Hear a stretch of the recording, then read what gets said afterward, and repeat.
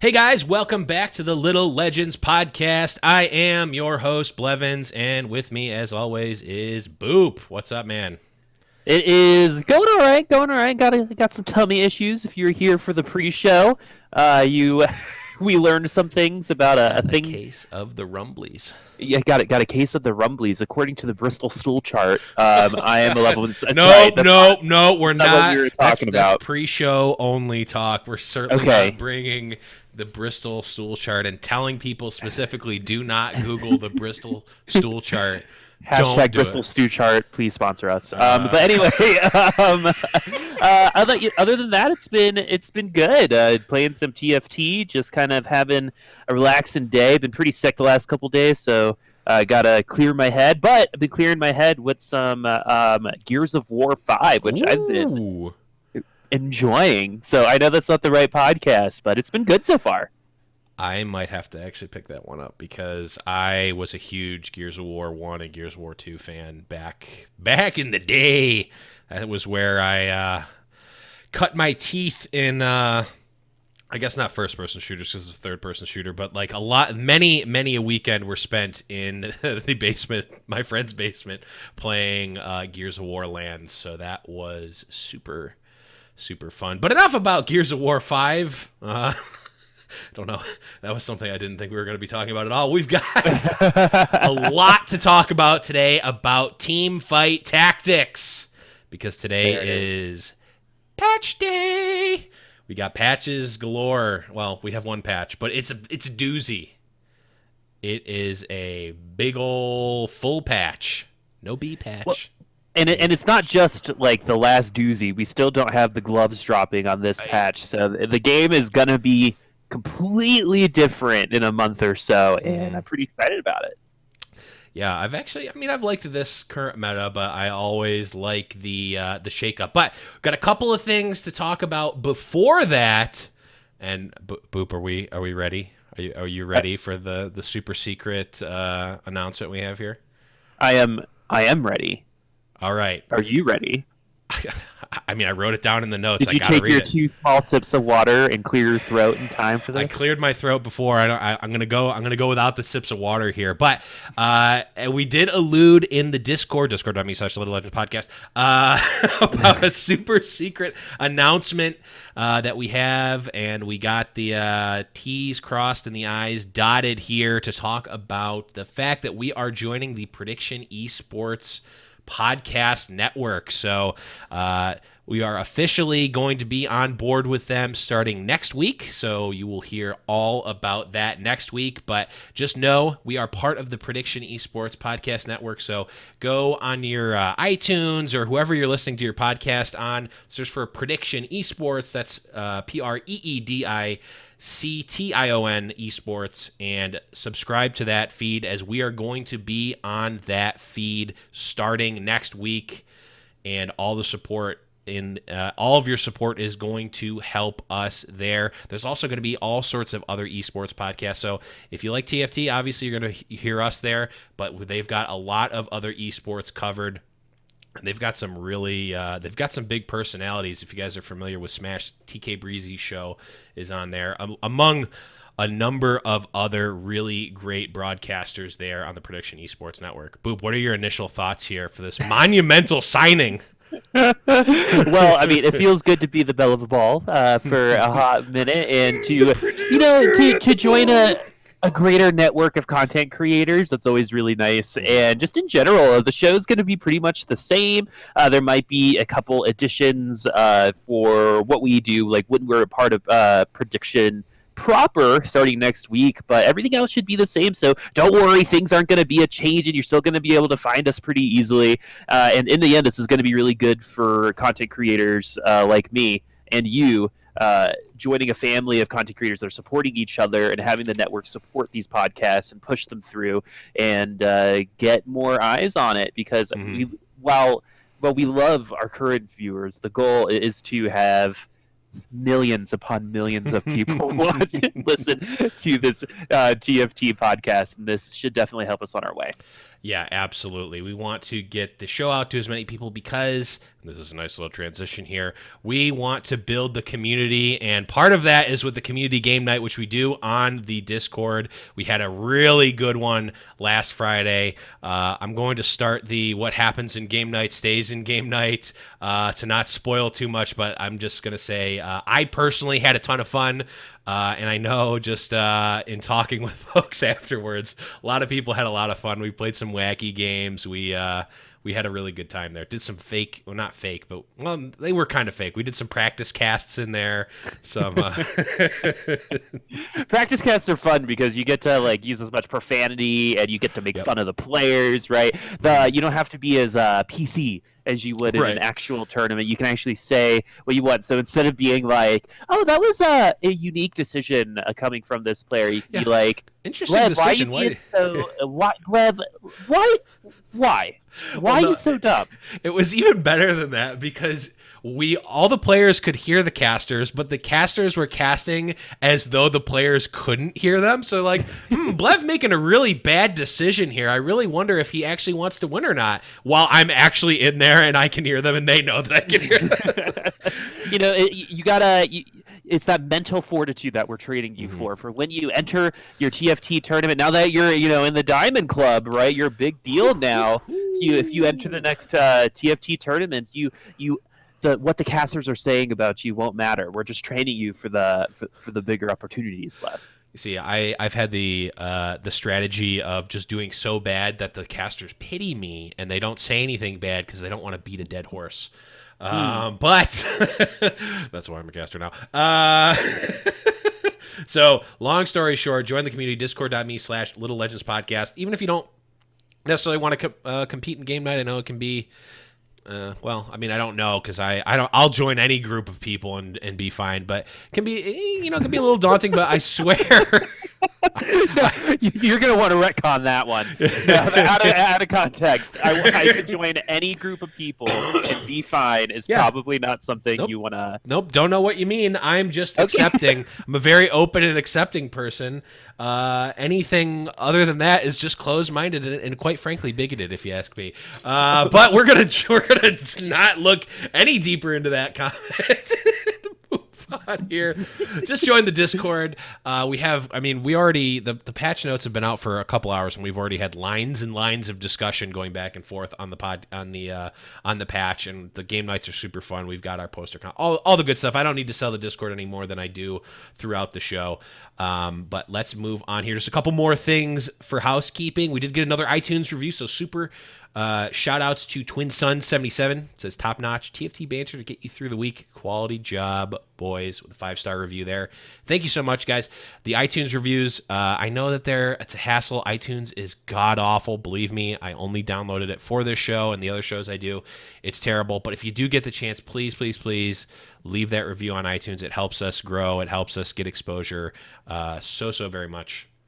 And it's not just us. Like a lot of small content creators depend on these reviews to eventually bring them over the edge, right? Whether it's a podcast or an indie game or something, these reviews affect the metrics so much that it's just, if you want to support your small content creator, this is how you do it. It's a little bit of you got to put a little blood into the game, and we're so very appreciative of those that do, but it definitely does help us out if you leave those reviews, and it helps us grow, and not just us, but everyone in our community as well who tries to do that iTunes thing. Yes, including all of the other great shows in the Prediction Esports Podcast Network. Make sure when you go there, subscribe to them, download those shows, and then also just leave a little review, maybe a little tag on there. Hey, Little Legends Podcast sent us over. Get us a little bit of favor with the new gang. But guys, enough shameless self-promotion. We'll have shameful self-promotion for the rest of the time here. Let's talk a little bit about our week in TFT. I know, Boop, you and I both had very, very busy weekends in terms of TFT. Yeah, we did. Not just casted, and I'm sure we'll get into that a little bit as we both casted the Omega Esports Invitational. But I finally made it back up to Plat 3, which was good. Let me tell you a really funny story, though. So I got Plat 3, 87 points, right? And I looked over to my husband, and I was like, if I play this game right now, I'm gonna get last. And he was like, no, you should do it. Like I had been getting second and thirds the whole time. Like I was playing really well, and it was like right after we just casted all these pros, so like everything was fresh in my mind. I knew what I was going for, and then I was like, no, John, I'm gonna get last if I play right now. And he's like, no, you do it. I have faith in you. Blah blah blah blah. I got last, and so I lost. I lost 55. No. Oh. I lost 55 points. I should have just listened to myself. Oh God, that's. But awful. I could get that confirmation for you. I remember looking over and just being like, I'm gonna get last if I play this game. That's how this works. That's just no bueno. That reminds me of an even funnier and significantly more disgusting story that I'm actually not even going to tell because I don't want to sour the mood here. Maybe another time, if enough people ask me in Discord, I'll tell it. I'll tell it on game night if people remember. But yeah, for me, played a couple of games, had a decent little run. A couple fourth, fifths, and then ended up getting I think a second place to actually put me back up into Diamond. And then I had the same feeling. I'm like, I got my free roll game right. I'm at like Diamond 4, 6 LP. So it's like, if I lose, I'll just go back to 0 and I'll still be Diamond. I don't care. And I played it. I ended up having such a terrible start. I'm like, oh God, this is the most awkward Assassin's build ever. I'm like, even though like after casting all weekend and knowing like, okay, I need to not force Kassassin because it's bad if other people are going it. I just need to stay open. And like, we saw so much of that over the weekend. For some reason in my mind, I'm like, oh, I opened one Kassadin in the first 3 rounds. It's obviously open. I'm going for it. So I had like one Kassadin and 2 Kazakhs in the opening rounds, and I'm like, well, I'm the only all-in Void Assassin player here.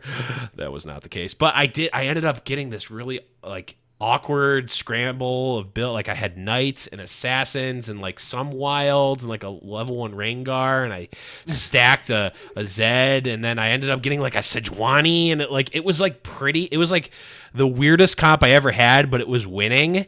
And then I sold off my like good units for some reason. I like sold my Sejuani and sold like I had a brand. I sold that and like put in 4 ninjas, 6 assassins for no reason. Just like, oh, I finally got that Akali, and I've had this tier 2 Shen on my bench for some reason for the whole game. I'm going ninjas assassins. I ended up getting third somehow. I don't know. I felt like dirty after that game. I'm like, I don't deserve this LP. Maybe you just like accidentally countered the lobby. I think I did. It was, you know what? It was a meta call. I was scouting properly, and I realized that Ninja Assassin was open. No, it wasn't. Because that happened to me yesterday too, where I had this like really cool Yordle Glacial team comp. Where Kennen was a glacial. I got like 3 spatulas, so it wasn't just Kennen. It was Kennen and Lulu were both glacial. Oh, so nice. I had like four glacials along with Ashe. It was actually super cool. But it obviously didn't take me over the late game. I got second, I think, but it was cool. Sometimes that just happens, right? Sometimes you just kind of stumble into a team comp that counters your lobby. So don't give up, right? Anyway, interesting weeks. Yeah, very. Sure. One thing I actually learned that was actually useful from that game was we actually had talked about it on the cast. It was Sejuani with Guardian Angel, Morellonomicon, and Redemption. And on Sejuani, that's like such a good 3-item build for Sejuani. Like, you're always getting an alt. It's going to be a really good alt with Morello.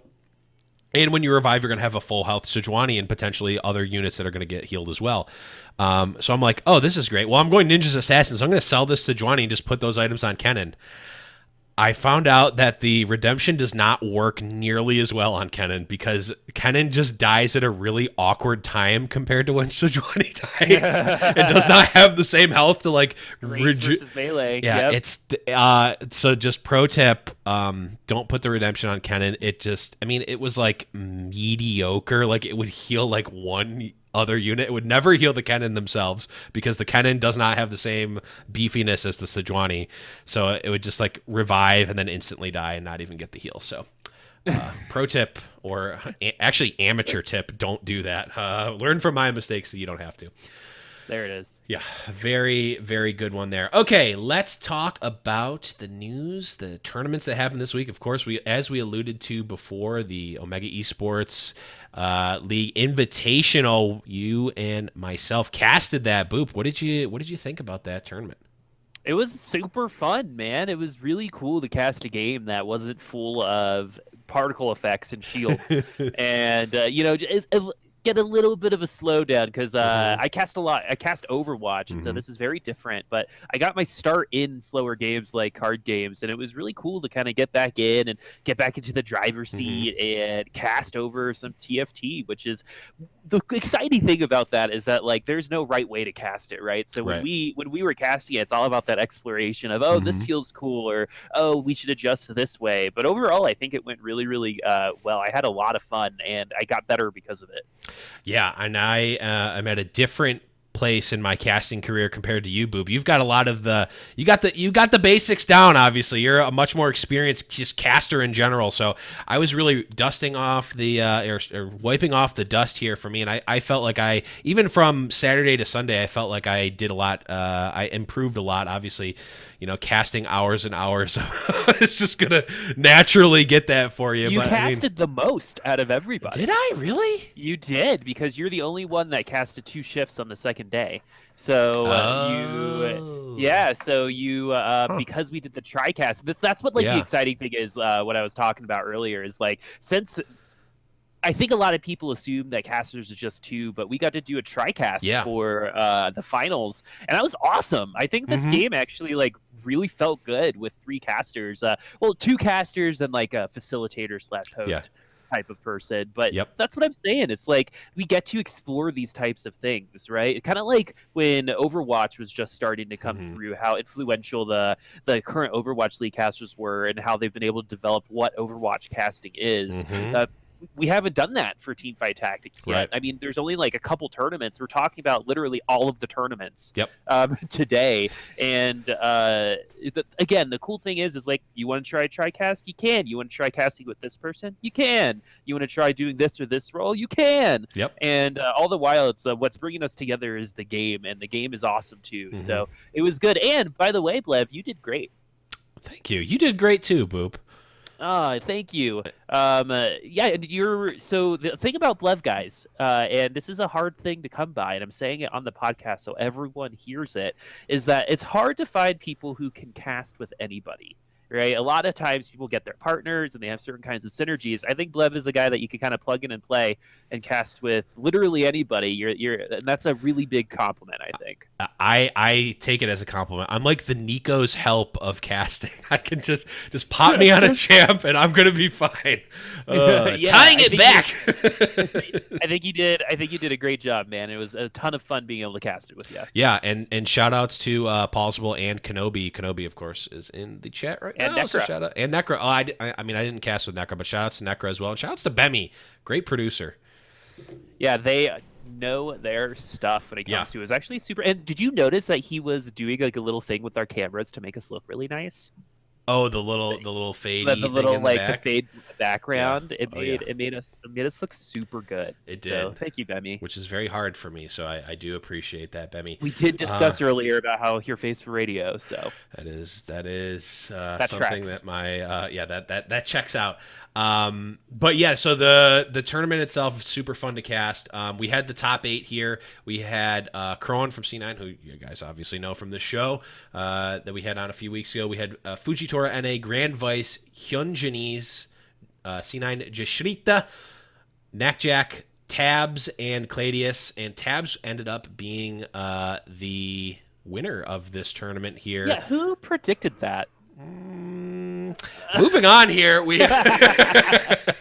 hey, from the very first game of the grand finals, who said you Tabs was gonna win? You fanboyed Tabs, and he just happened to win. No, but in all honesty, really, really high level play. This was a best of 4 set, so this is really. I mean, the Heroes Hearth TFT event is also, I guess, technically a best of 4 as well. But this is a best of 4 after doing multiple best of 3 and best of 2 sets throughout the weekend. So this is, for these guys, potentially their, fourth or fifth best of essentially set this weekend, playing a lot of the same people, and we saw like kind of the almost like a microcosm metagame develop within this tournament. I think we saw Glacials over-indexed way more than we do in on ladder, at least from my perspective. It was definitely more Knights Glacial Ranger, not just like Knights Rangers. We also saw some cool stuff from Crowan where he was putting demons into the Ranger comps. Oh yeah, that was really really cool. And Brand ended up becoming like a super hot commodity, bringing a lot of people from the brink. And it's just so cool how controlled a lot of these players were. Yep. However, I have to say Tabs was pretty dominant in that grand final set. Yeah, it he was. much closer. The sets were way closer before the grand finals, but once you get to the grand finals, you could just tell it was all coming together for Tabs. He was getting the rolls, and then he was also like, because he would go against people with his comp, and he just would have a better version of their comp, like pound for pound, almost every single time. But yeah, tons of Rangers, tons of Knights, and like you said, a lot of Glacial synergy, which was very, very intriguing. Something that we didn't expect going into it, but seems to be where the game's headed. Yeah, it was. I mean, it was almost like you kind of see this at you see this at very, very high levels of any game, really, especially strategy games, where it's like, okay, we know what the level 1 strategy is. It's like maybe it's the Evelyn comp, for instance, because we talked about that a lot going into the weekend. Okay, what? So if you don't know anything except for the meta, it's like, okay, well, I'm going to just play the best strategy, right? Well, the top players, they have the option. They can play the best strategy better than other players, but when you're in a pool like this, especially on day 2, you're not necessarily going to be there. So you need to be able to play what beats that tier 1 strategy. Well, in a tournament as long as this, we're getting like multiple levels down. So you're playing what beats the thing that beats the like. It's like kind of like a rock paper scissors. How many levels deep into this game are you going? And I think it kind of that's what made Glacial kind of bubble up to the top. So, and like another interesting thing about it, and some of the other stuff that I've watched is shapeshifters have been what a lot of people said are broken, but shapeshifters didn't win a ton of games during that weekend. It was really like Ash. I felt like won more games than any other character throughout the tournament, but like not a ton of we saw like one hyper carry Jinx and maybe like a couple Dravens, not but very many. Yeah, and so like I was going into it expecting, okay, in my games you put a Bloodthirster on Draven, it's like over, right? But for these guys, it was totally different. And the other thing about it is teams weren't having a hard time like taking down the Dravens if they were on the other side, right? And I think Glacial was a big part of that. But yeah, I would say Ashe is probably the winningest. Ashe and like ASOL would probably be the two that we saw win a lot of demons, some sorcerers. But yeah, that shapeshifter, sorcerer comp with ASOL was a solid second, third, fourth place every single time. But the winners tended to be Kassassin or like Void Assassins. Knackjack got an assassin win. Tabs got an assassin win. Or like that Rangers Glacial demon kind of smorgasbord. Yeah, Fujitora actually not in the finals, but the set before, Fujitora actually got a full on open fort Kassassin hypercarry win, where his first unit was a Kha'Zix with a spatula. He got three neutral creep rounds of gold, sold everything except for that Kha'Zix, had 20 gold going into the first PvP round, and open forted to get the Yumu's Ghost Blade, and ended up getting the tier 3 Kha'Zix, tier 3 Cass, and tier 3 Rek'Sai. I just had perfect items on the Kassassin and just won the whole thing. Got first place. It was really cool to see. But yeah, I mean, even with Knights and Rangers and the Glacial sub theme being strong, demons mixed in there as well, I think we did see a really good mix of different strategies that worked. I mean, tons of elementals early game too. That was like another big thing that I wasn't expecting, was Kennen getting a bunch of items on him like throughout the tournament. And that's where you got your idea for the GA. But Dragon's Claw, another item that a lot of people using on a lot of characters I would not have expected. Right. Krillin put his Dragon Claw on Brand. It was like a big reason why he was able to come back from the last place finish. But yeah, it's actually pretty crazy how they all interact. But I would say, if I were to say like what the strongest like opening in this tournament versus the late game was starting as elementals and then finishing with like that Knights Rangers, like Guardian situation there for the late game. Because again, Ash was by far the most winningest champion in the entire tournament. Yeah, certainly the most winningest and like one of the most contested as well. So definitely a really great tournament. If you get a chance, I mean, even just to see our beautiful mugs, go watch the VOD there. But speaking of tournaments, we also saw the second Twitch Rivals tournament happen. I did not, obviously wasn't casting that one, but I watched a decent amount of it, but I didn't watch the entire tournament. So I'm just going to kind of give you some results and some thoughts I had here. But the top 8 for that one was Delicious Milk, GG, Jacobo, Solus, K3, Soju, Fujitora, who we saw in the other tournament as well, Raken, Dark Hydra, and Keen from TSM. Fujitora finished second in that Omega Esports League, so like, yeah. Tabs had 13 points, and I think Fujitora had like 8 or 7, but he was definitely one of the more consistent ones. So that's a guy that you got to keep an eye out for. He tends to like running assassins, we noticed. So that's no one's really doing that right now outside of the Kazakhstan players. So it was cool. It was a really cool experience. I learned a lot. What was something before we like move on a little bit from this, like that you were excited about as like a consumer of TFT, like this as a burgeoning esport, right? Like what excited you about casting it? Did you see the potential? What were some of the things that might have detracted? Absolutely. So my casting background, originally started in Magic the Gathering. So I've played Magic the Gathering for 15 plus years, and I played competitively for around 8 or 9 of those years. Not so much anymore. A lot of my friends locally are actually still, semi-pro level players playing on the Pro Tour or the Mythic Championship or whatever they call it now. But really, the thing for me and having that sort of eye at a high level competitive level is like knowing you can play if you jump into a game and you're like all right, you're naturally good at a game. You can get pretty high. You can do well in a ladder situation, but being able to see like, oh, I know that this person outplayed the other person, or they are playing at this such a level that like I, as someone who's not a top tier pro, I mean, we talked about this with Crowan jumps to my mind of like, man, he's like down at like 43 health right now, and then he comes back consistently. He top forward every single match he played except for the exact last one. I think there may have been one other one in mixed in there, but he top forward every single match. Like he played probably close to over 10 different games of Teamfight Tactics and top forward nearly all of them. How many of us can say that they did that? And then not only that, but in a pool of players that are literally competing at the highest level. They all qualified or were invited because they're top level players. It's insane. Yep. So seeing a player like Kron, seeing a player like Jay Shrita, seeing a player, I mean, like any of these top 8 players, like just seeing what they do in these situations, and like what's interesting to me as I'm learning the game itself and getting better at the game is like having an idea of the play that I would make, and then seeing a pro make a different play, and then paying very close attention to how that pans out and why it's better. That's super exciting to me, just as a consumer of high level play, especially a game that I personally enjoy, and like a strategy game that like I know that I'm going to enjoy and consume even more. Yeah, I mean, I totally feel. I remember there was a time where we were casting Crowan, and a Gnar came up in his pack, and if he buys the Gnar, he would go under 10 gold. If he leaves it up, then he would get his interest. And those are the types of decisions that I would have just said buy the Gnar.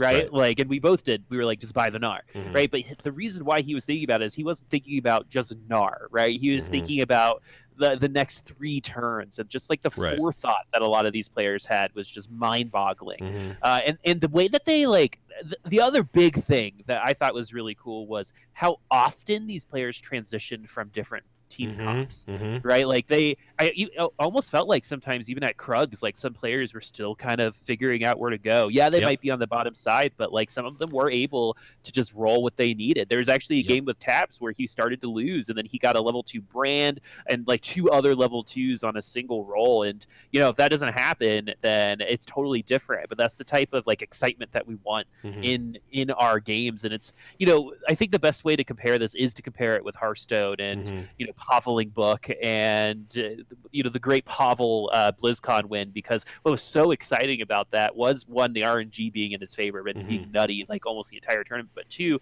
like that feeling you get when, oh my god, it happened, right? Mm-hmm. He gets it and now he's gonna be good, right? But we also get the battle royale feeling of this. It's good. I mean, Yeah. outside of like the us being our hands were tied a little bit because we couldn't view every single person Right. because the spectator client's not in there.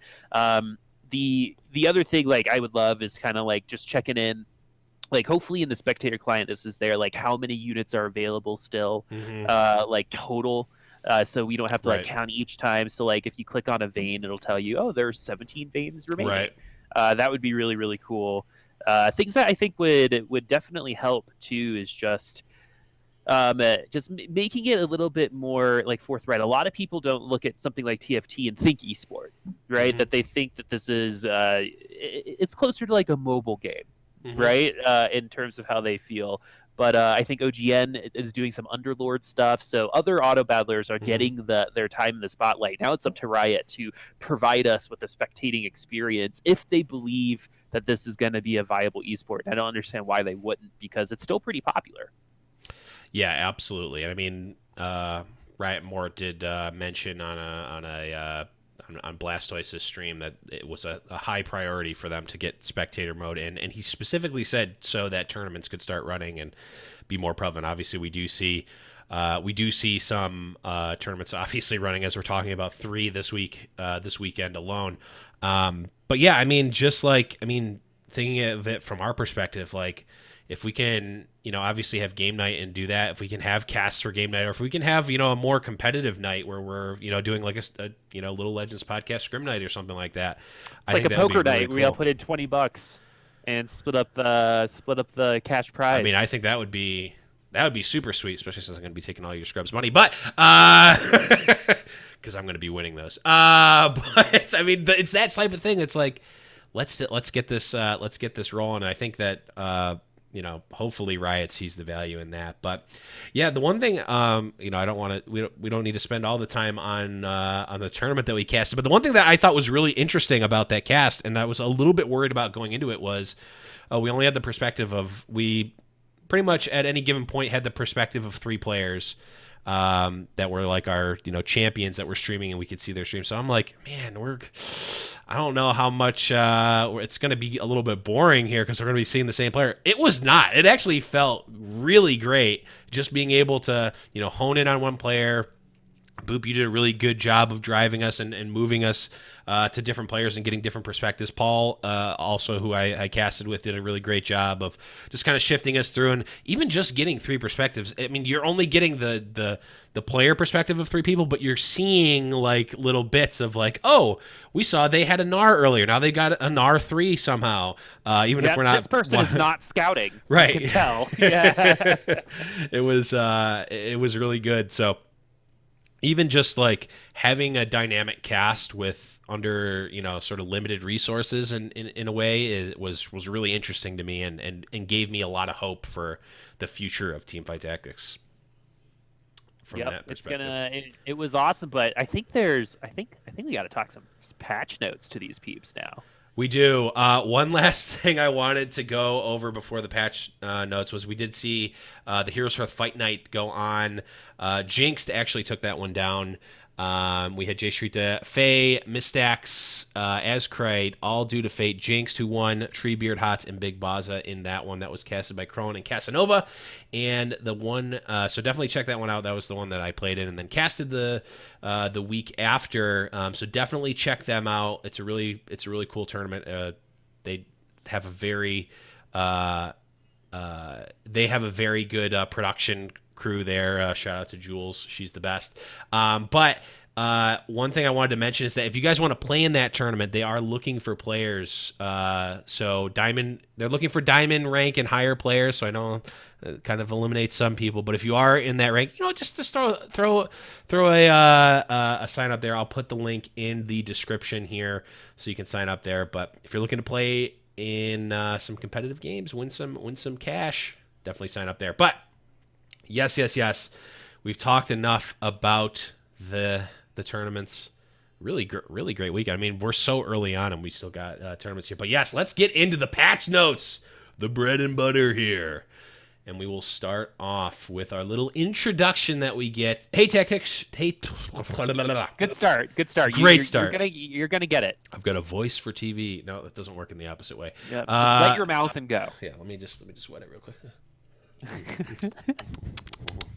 Delicious. Hey, tacticians, welcome to Teamfight Tactics Patch Notes for 9.18. I read that in the backwards order, but they won't know unless I say it like I just did. This week, our focus is on a few of TFT's core systems. First, we're reworking the item distribution with the goal of increasing the variety of experiences from game to game while providing a more fair experience over the course of a single game. We also made changes to the XP breakpoints, champion pool amounts, and champion drop rates. Last but certainly not least, Nico's Help, which that's me. I'm the Nico's Help of casters. I gave that title to myself. Should help you complete those 2 stars and chase after the 3 stars, as this is the first consumable item in the mode. Outside of gameplay, keep your eye on the 3 new little legends of the Star Guardian variety later in the week. Also, keep your ears open as well for a new soundtrack. I did hear a little sampling of that, and it is quite sweet. And now let's get into it. All right. Let's do it. New stuff. Mystery box system. We've changed how items are distributed in the PvE rounds. The goal is to keep a variety of experiences across many games, but also make the games more fair over the course of a single game. That is their stated goal. Whether or not it pans out that way, don't yell at us if that's not how it works in your games. But Boop, you want to go over these points here for the mystery box system? Yep, so common boxes contain gold, champions, or Nico's Help. So again, these are going to be just like the champions in each pack will have rarity. So uncommon boxes contain item components like your recurve bow, gold, champions, or Nico's Help. So that's the big thing there. It's the or. You're not going to get multiple things, I think, from an uncommon box. It's going to be a component, gold, champions, or Nico's Help. Rare boxes contain spatulas, full items, gold, champions, or Nico's Help. So I wonder if you're going to get multiple Nico's Helps from a rare box versus a common box, but we'll talk about that later. Every player gets approximately the same number of boxes across a single game. Every player gets approximately the same number of item components across a single game. It's just the big thing here is that it might not be happening all at the same time, which is, I think, where a lot of discourse has really been laid in. And then Nico's Help. Place on a champion to create a 1-star copy of that champion and add it to your bench. Doing so consumes Nico's Help. It seems to me that they really want Nico's Help to be like a thing that you interact with and use all the time. It sounds like you might be able to get a lot of Nico's Help throughout a game. But again, I think the big thing here, and we'll probably spend a little bit of time on it, is that still distribution. Why Riot is refusing, that's a little biased. Why Riot is choosing to allow the RNG to continue through the NPC rounds, where it's still going to potentially make the game uneven at varying different times. The solution is, hey, everyone gets the same thing every single round, but I think they're under the impression that actually makes the game more boring and stale. A lot of people all fall on both sides. I actually think most people I've talked to are not a fan of this. I would echo that. Most of the comments I've seen are not in favor. Most people I have seen talk about it are like, I just want the same number of items every game as everyone else. So let's put on our thinking caps, Blev. Why would that be bad? Well, my understanding of what we've heard from Riot and Mort specifically is they want to. And I mean, they even said in these patch notes they want to have variety in the games. So Riot's thought process here is if everyone gets the same number of items, even if they're not the same items, we're going to end up seeing people falling into patterns. It's almost like, I think we talked about it maybe, geez, I don't remember if it was on the cast or if it was last episode, but I believe you brought up, it's kind of like chess openings, right? You know, not every chess game starts the same, but there's, 27. Like there's I don't know how many it actually is. There's like 10 openings that always happen at a certain level of play, right? Like, okay, well, it's not the same opening, right? It's not the same items you get, but you're doing the same opening. It's like, oh, well, your possible combinations are recurve bow, BF sword, recurve bow, 3 go. Like, maybe it will be more than 10, and maybe there's a certain number where that, that amount of complexity is too much for us to handle and really compute. But if there's one thing I know, it's Reddit detectives and Reddit mathematicians can figure out basically anything, right? So even if it's, 80, 100 plus different combinations that it could be, if it's standardized or normalized in any way, I do think it can get figured out, right? And if it and what I think Riot wants to avoid is have a position where after the 3 creep rounds, you go, okay, I've got opener number 33. I do this, and I win 10% more than if I do anything else, right? They want it to be, hey, you know what? Sometimes you're going to get gold, which will put you in a position. Sometimes you're going to get a lot of items, which is going to put you in a good position. And sometimes you're just going to get, a mix of items. And then also here's a random level 1 jinx, really early in the game. Build a comp around that, okay? Yeah. So I think I totally get that, right? And I probably, if I were to have to pick a side, would fall on that side. But thinking about what this does in terms of mid game and late game is actually really interesting when you think about it, because what it's doing is it's kind of choosing a player to have to play differently for that game. They don't want every game to just be someone farming Knights Rangers, right? They want to give players possibilities to pivot. And sometimes I think companies feel like they have to force their player's hand in order to do that. And so by doing it this way, especially at the beginning, you're giving a clear cut visual of, all right, this is number 1 through 8, and you're going to have to plan going into that, Krugs or Wolves or Chickens, right? What you're going to need and how it's going to have to help you come back, because it's a built-in mechanic that puts you behind, but potentially also brings you back a little bit later. And I think what they want, instead of having each of the horse, like in a horse race, right? The last thing you want is the person who starts out in front to finish, right? In marathons, it never happens that way. At the Tour de France, it never happens that way. And I think they feel that the randomization is how they make sure that if you do get a huge lead, it's going to be harder for you to keep it. If you do fall behind, it's going to be potentially easier for you to get it, because over the course of the game, everyone is receiving about the same amount of stuff, right? So power spikes happen a little bit more often because of these boxes, and that can create an environment that's really good for a game. But then I think the argument is, how much RNG is too much RNG? Yeah. Right? And for a game like this, that's definitely a balance. And I don't feel like we've gotten there just yet. And I honestly think these boxes I think there's a little bit of overreaction going on.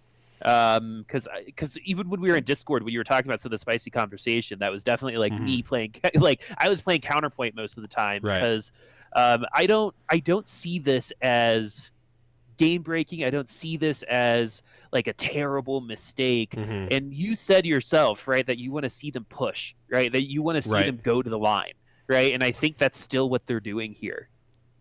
Yeah, I see this more as a new system has been implemented, right? The boxes are different. And again, this is, we've talked about this as well. It's like the system itself is a big thing that is added to the game and will absolutely change the game. They changed a bunch of the numbers for experience and number of champs in the pool, etc. Now, if it's broken, they get to turn the dials, right? You can, maybe normalize what some of the boxes or whatever. Like you can turn those dials to make them better or worse in whatever direction, right? The system itself, I think, is going to be a big impact one way or the other. And even at a higher level than that, I think a lot of people want, and for not even a bad reason. I've certainly in some ways feel this as well.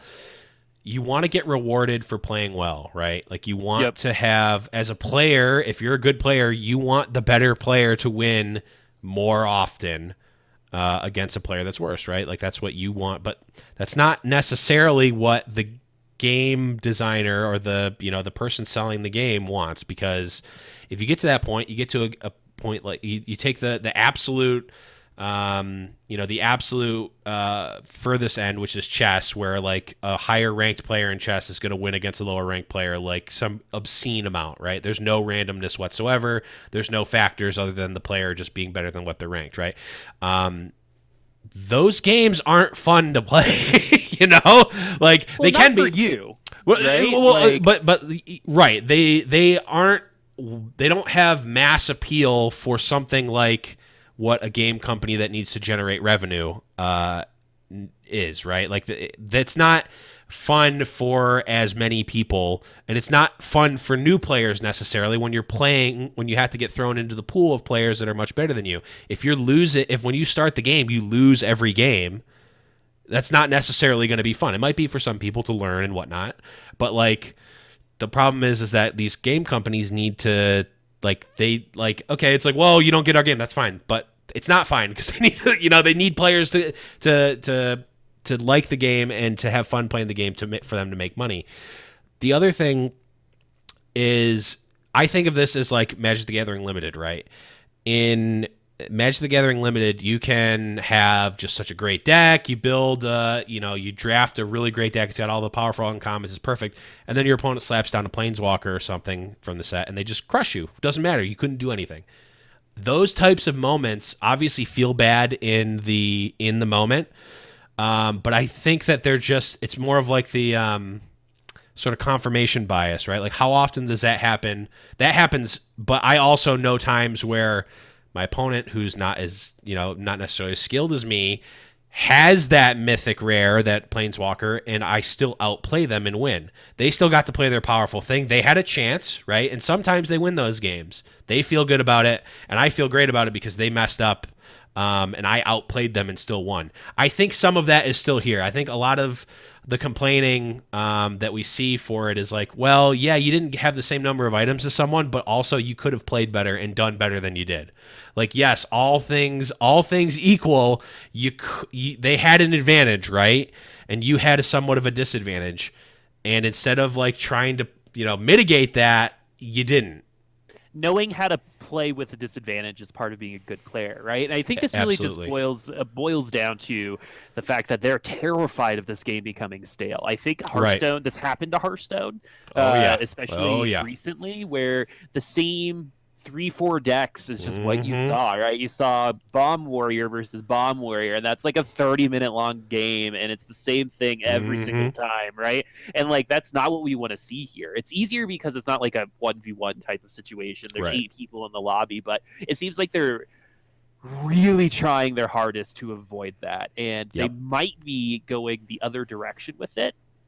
But like you said, it's all about pushing. This game's still in beta, right? And if they don't experiment it now, right? Because what's the next step, right? If this doesn't work, the next step is equalizing all the items, right? And they will have all of the information necessary to make that choice. Unfortunately for us as a player base, I think we have to go through this item iteration at this point in time, so they can get that data, because they're obviously not convinced, and they're actually very. I've heard August talk about this too. They're very passionate about not equalizing items. Morton said the same too. And that they vehemently disagree with the community that says, oh, it should just be equal. And if they're that passionate about it, they're never just going to listen. Right? They're gonna need this type of information to show them, oh, we were right, right? Because I'm sure there's a lot of things, like you said, right? It's like, hey, you could have played better, right? But what these items are doing, it's evolving the game as you're playing it more often, and it's not necessarily RNG. It's, oh no, now I got a Hydra on this item, and I actually have a ton of tanky people. I'm gonna go ahead and try this, right? I'm gonna put this Hydra on Braum and see that happen. I think that will be a lot more fun. Yeah, I was going to say that. For a lot of people, and I think that's kind of what it boils down to. It's like that's the balance too, right? And a lot of games struggle with this: is who do I balance this game for, right? Do I balance this game for the competitive players that are 0.5% of my population but know how to min max the game, or do I do it for the greater the greater good, the other 90% of players that are going to play, right? Because what do slot machines do? They're fun because of the randomness, right? You never know what you're going to get when you spin. In that situation, it's fun, but in Teamfight Tactics, it's a little different. I'm actually pretty excited for it. I fall on the other side. Now that we've talked about it, I'm very interested and intrigued, and honestly kind of excited to see how these item drop changes affect the game, because I really think it might actually put a really nice breath of fresh air, because the game can get stale sometimes, right? Like, and now again, it's like a breathing more. The game's going to breathe a little bit better. It's going to evolve mid-game a lot more often, right? And I think the other big thing here that we haven't talked about is they really want us to interact with Nico's help.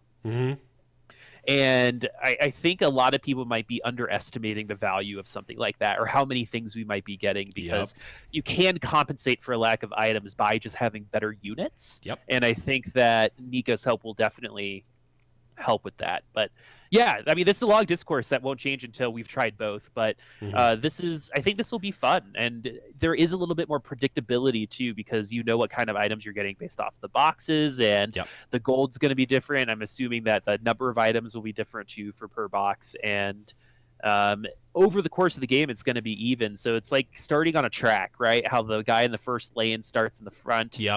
I think that's kind of what they want, and by the time you get to the track, things have kind of equalized. Yeah, you're bringing up Hearthstone really kind of sold it for me. If the game gets boring like Hearthstone does, and like Hearthstone does a great job at a lot of things, I don't want to rag on Hearthstone because I have loved that game for quite some time. But like, if Teamfight Tactics gets to the point where Hearthstone is for me now, it's a death sentence for it, right? Like, I think keeping the game fun and exciting and fresh for new players and existing players is more important for the longevity of the game than the like strict competitive integrity of the best player always wins. That's just a design philosophy that I personally, I'll take the stance on it. I agree with, because right now, the biggest thing for me personally, obviously, I think Teamfight Tactics has such a lot of things going right for it, but the fact that I have fun playing the game is probably the biggest thing for me personally. But we'll be having this conversation over the course of many, many months, I'm sure. And again, just to like bring it up too, it's like part of the reason why Apex, I think, had a harder time because Apex came onto the scene and then self-destructed pretty much, right? Because of some very interesting decisions. But it's hard, like, just in general, it's hard to like start playing Overwatch right now. Right, because you're going to be going into it and you're probably not going to win, but even more so in a battle royale situation where the number one person in that battle royale is going to be miles better than everyone else, right? So you need something in the game that's going to equalize it. I think that's what they thought the mechs were going to do, and that was a backfire thing for Fortnite. And I think it's kind of the same concept here. It's how do we make sure that this massive skill distribution, right? Because at the higher levels of play, like there's between Diamond and Grandmasters, I think it's the same amount of people as Justin Gold, right? And so it might even be less than that. And so, like, how do you even it up to where this person is newly gold and still feels like they've got a chance against these good players? And that's how you do it. According to them. Not that's how you do it. Like, I think you're right. But I see what their thought process is. Yeah, I also see what the thought process is, and everything I've heard from them, from Riot so far, I'm in mostly in agreement with, and I certainly will withhold exact judgment until we actually play with it. But yeah, this is going to be an ongoing discussion that we'll have probably throughout the course of Teamfight Tactics forever, and strategy games forever for that matter. But let's move on here and talk about some of the systems changes here. We got some XP adjustments. Their statement here is due to slightly inflated gold from the new loot system, we've made some adjustments to how much XP it takes to level. Level 5 is now going from 10 EXP to 12. Level 6, 18 to 20. 7 is 30 to 32. 8 is 46 to 50. And level 9 is going from 64 experience all the way up to 70 experience. I mean, what are your thoughts on this one, Boop? I actually really like this change because there's nothing worse than being level 6 and then someone just plops down a Swain, and you're Yeah. like, oh, okay, Yeah. I'm gonna lose against you. And now, like, the Swain comes out, you're like, I have to build Morellos now, right? Or something like that. And so I like that they're kind of evening it up and saying, all right, in order to get to your legendaries, you have to be level 7, which I think is a more balanced time for them to come. Anyway, because even though 0.5 feels a little low, because it's 0.5, when you do get it that early, it's just even more oppressive. And so I think it's a good change. It kind of evens it up a little bit. And I like that they're messing with leveling up, because I think that's one of the most nuanced parts of this game. Mm-hmm. And we get to interact with that a little bit more often, which I think is going to be really interesting. Because last time they did this, like, it screwed with my brain, man. Yeah, my so, brain. like, it was weird for like a week. Yeah, I can already feel that this is going to be weird for me because I got so into the habit of like, oh, I level up right after Krugs. I level up, like, I either level up on wolves or I level up 2 after wolves or whatever. Like, it's like now it's like, oh, everything's off. 5, 6, and 7 are off by 1 round of gold or 1 round of experience. And then level 8 is off by a full level buy, and then level 9 is off by a full level buy and another round. So, I mean, level 9 is obviously less common, and the other ones are whatever. I mean, I guess it makes sense. I'm assuming that, we don't know the exact numbers of how much gold you're going to be getting, but they're saying you're going to be having more gold. So we wanted to make it a little bit harder to level up and a little bit harder to get certain tier units, which I actually didn't talk about yet, but we'll move on to that in a second. I think I'm just assuming that this kind of doesn't really change much in terms of when people are going to be leveling that much. It's just going to be it seems more like an adjustment based on the added amount of gold that you're getting. We also saw the champion tier drop rates, which you alluded to earlier as well. Made some minor adjustments to how likely which tier champions will appear at a few different levels. We're hoping this makes it clearer early, mid, and late game. You can look at what the numbers actually are because it's very confusing. It took me like 3 read-throughs to actually understand what it meant. Basically, the biggest one, like you mentioned, Boop, was no more level 6 legendary units. Unless you get them in loot boxes. I guess you could technically get them in a loot box, as far as I know. But no more 1 in 200 Swain that comes out, or Yasuo or whatever, and just crushes your like level 6 comp, and you're just like, well, great. And then they also made it a little bit at level 9. You actually have a 2% higher chance to get legendary units, which I think is a good thing because it's like. Before it's like you level up to level 9 of like, well, I don't really have much I can do to make myself better, so I'm just going to level up and I'm basically going to spend a ton of gold and buy a force of nature, essentially, is what you're doing in that case. Now you've at least got a little bit of a better chance to roll a legendary, but only level 3, 5, 6, and 9 have been changed at all, so makes sense. There. Boob, you want to take the rest of these systems changes at champion pool sizes? Sure. Champion pool sizes. It's proven a bit too consistent to get 2-star tier 3 champions. Man, it must be hard writing these sentences when there's like so many numbers and stuff like that. Mm-hmm. So we're shrinking the bag size to reward players who build the path less taken. So tier 3 champions in the pool are going to be decreased from 21 to 18. That's actually really interesting because I think that tier 3 champions are all like individualized for team comp, and they're usually just available because other people aren't getting them unless it's Shyvana and Ashe. I was and gonna then say Ashe though, and Evelyn then a little bit the too. other thing is I Gangplank. think there is 26 tier 2 units in a set. I don't have my 26 or 28 or something reference like sheets out that. like I do Because I for the remember tournament. looking at the difference between tier 2 and tier 3, and it only being different by like 5 Yeah. or something like that. And so I think what this does is it kind of like makes these champions actually tier 3. Yeah. And I think that's cool. But it is kind of a bummer too, because what this is actually it's nerfing Shyvana and Ashe a little bit. And Yes. which needed to happen. We did just say Ashe was like the winningest person at a tournament, right? So it's nerfing that a little bit, but it's also going to hopefully get people to buy Vi's and stuff more often.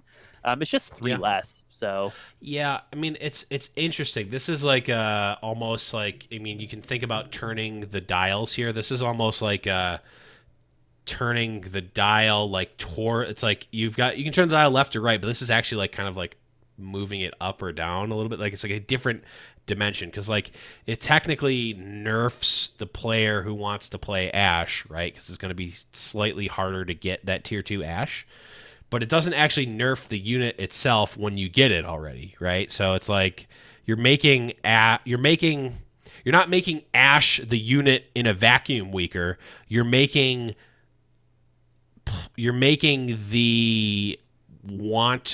the desire to play Ashe worse, right? You're making the choice to play Ashe. You're nerfing a little bit that. more consequential, Right? Like I'm playing Ashe, and because this unit's more, in a set of 500, right? 3 less is going to dilute, I think, more than you think. Mm-hmm. And you're right. I think people need to be able to have consequences for going a certain way, right? I think tier 3 is a really great place to start. Yeah. It essentially, when you break it down into resources, it's just making tier 2 Ashe more expensive, right? Like you have to spend more gold to potentially roll for her. And then, of course, it's going to be, I guess, it's going to feel better when you get her, I guess. Or, I mean, it'll probably feel the same because you don't really feel the whatever. But, yeah, I mean, I think it's good. This is a really interesting way to pseudo-nerf tier 3 champions, which I think is like you said, I agree. Shiv and Ashe kind of needed that. But what about item stacking and clarity? So this one's really nice because something that a lot of new players, and I think actually I think older players are like, does this stack? It's like something that you can trust. Mm-hmm. And so what they did was they kind of just said, all right, these are the items that are not intended to stack. It's easier to say what's not going to stack because there are less of them than the ones that do. So the items that do not stack are Yamu's Ghostblade, even though I've had that happen once and it was really funny. It happened. Josh OG won the first Twitch Rivals tournament by stacking Yamu's Ghostblade on his volleyball. Frozen Mallet, Yuumi, Blade of the Ruined King, Darken, Phantom Dancer. So those are all spatulas, and that makes sense. Then the next 3 are Phantom Dancer, Morellonomicon, and Red Buff. So Morellonomicon and Red Buff might come as a surprise for some people that they don't stack, but it is just flat for those 2. And then Phantom Dancer doesn't give you an increased chance to dodge critical strikes because it already dodges all critical strikes. Mm-hmm. And so those are the reasons why they don't stack. Super dodges them with a cherry on top. Every other item stacks for this game, including things like Guardian Angel, which has a timer on it, so it is redemption. But it's not listed here, so I'm assuming that they left it in. Absolutely. And yeah, the interesting thing here is it's going to be listed, so you don't need to keep referring back to this document. It'll say unique or something to that nature on the actual item. And if you ignore that, if you close your eyes like I tend to do while I'm playing Teamfight Tactics and just put the item on there anyway, or you accidentally build it, or you have it built because you picked up a unit in the carousel and auto built, the item will pop off. So you don't need to worry about it. It's not going to do nothing. It will just pop off, and you can equip it somewhere else. The one thing that's interesting here is like the ability doesn't stack. So like for Frozen Mallet, you can't be double glacial, but you're now not able to actually just give that extra health either. Yeah, and so I think it's good. Clarity is what you need in a game with a bunch of RNG. Now we finally have it listed. in the tooltips, because I think stacking items is one of those things you got to wrap your head around in order to make it into the upper echelons of this game, and how these items all interact with each other. So that's good for them. It really, really needs it. Yeah, I think the more clarity we get on items and item interactions like this is just going to be, it's just quality of life stuff that I'm really glad that they put in. Cool. Let's move on here and talk about traits. We got some new 9-piece bonuses. They say we're adding new 9-piece chase options for some traits that can be completed with spatula items. Notably, these are not teasers for new champs this time, but we like the high-end chase options, so we wanted to explore a few more.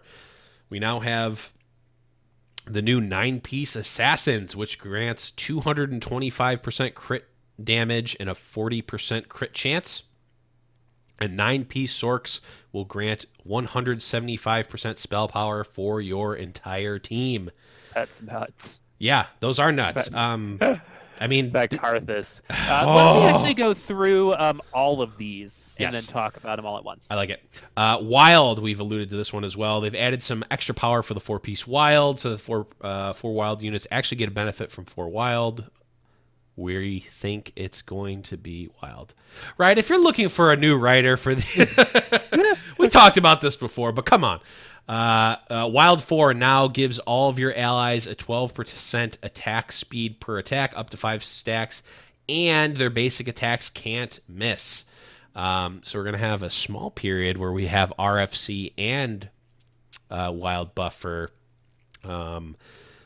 making it so that you can't miss. So good. I mean, now, the Draven comps or even the Ashe comps or any of these attack damage comps that just can get hard countered by Yordles can now just throw in 4 wilds and not get so hard countered anymore. So, Boop, this is a big one for you. It is a big one for me, but what does this tell you? That dodge is going to be a thing coming up here in a patch once those gloves come out. And this is kind of like how they're using Yordles to test it. Yep. And so, and like the thing is if you're able to get 6 Yordles, especially with a level 2 Dar, like that's a top 4 a lot of the time. If the lobby doesn't have a lot of sorcerers in it. Mm-hmm. And so this will be good, and it gives Wild some counterplay opportunities with Yordles, and potentially might bring some units back, like keeping Warwick in and stuff like that. It could be cool. I don't really actually see this being like that big of a deal. Yeah. But it would be nice. Like, say someone has a ton of Phantom Dancers, or someone has a ton of dodge from the new items coming up, then this is how you would counter that. It feels a little bit like a debate, though. Yeah, I mean, it'll be a debate if you go for it every time, but I think it's more of you're a lot of times comps are running 2 wilds, with your Gnar or what have you, maybe an Ahri or something like that. This just gives you the like backdoor of like being able to actually go into that and counter the Yordles if it comes up. It seems more like a counterplay option than an actual like strong thing to go for. And then the last change we had here, some general trait adjustments. The Elementalist Golem's armor, so Daisy's armor, is going from 20 to 40. We'll talk After this weekend, I do not think that's necessary, but let's continue. Knight's damage reduction is going from basically the only 2-piece Knights is the same, going to stay at 15 damage reduction. 4-piece Knights is going from 30 to 35, and then 6-piece Knights is going from 55 to 65. So a little more incentive to run 4 and or 6 Knights here as they're increasing the damage reduction. I like it. I like it too. Knights falls off later on, especially against Sorcerer comp. So now they're just making sure that the bonus is worth it in the mid game. Because again, 5 damage reduction is the difference between life and death for a lot of these. This next change, though, I actually think is a big deal. Okay, I can't tell if you're being facetious or not, so I'm just going to say it. Assassin jump delay is going from 0.325 seconds to 0.395 seconds. Why do you think this is a big deal? I think it's a big deal because even though it's just like a 0.01 second delay, or 0.07, it's not even a full millisecond. I think that just giving them a smidgen of extra time will allow them to get into the back line better. True. Because I think what's happening is that a lot of people, even though the corner positioning is not as popular nowadays, if you're corner positioned, those units will move just for, just smidge more, and potentially that Akali might be able to sneak in into one of those hexes to take down your Draven a little bit more consistently. So I actually think that this is going to be a change that will help assassins just overall, because how many times have we seen an assassin just jump and get trapped in the corner? True. Right, because they can't really do anything. Now, because there's going to be a little bit of waiting, the AI is going to get to think about it a little bit more, and I think this will be good. It doesn't feel like that big of a change, but maybe I'm overreacting to it, but I feel like it's going to make assassins feel better. This feels like a quality of life adjustment rather than an actual buff, but no, again, we'll see. I think I agree with you, because now I'm thinking of the times where I have assassins or someone's playing assassins against me, and the assassins jump, and instead of, like, the front line will move up, but they won't move up enough to where the assassins target the back line. They just target the front line from behind them, right? Yeah, and another thing that will happen is your non-assassin units will draw aggro quicker. True. Because since they are not, so the Draven on the other side might start hitting a tank or something. I don't know why you're running a tank with your assassins, but so you can get into the back line and get to the Draven, who's not going to be focusing down that assassin right away. Yeah, I mean, I obviously I gotta wait and see how much that 0.07 second increase is, which will for now officially be considered a smidgen. A smidgen is exactly 0.07 seconds. We'll have to see how it works out. But yeah, I'm on the same wavelength now as you with that. The smidgen increase, I think, might actually do more for them than just one smidgen. Yeah, if it does anything, it just make it feel better, right? Yeah. I think assassins need that right now. We're on to champions now, huh? The champs! The champs. All right, so let's talk about some tier 1s.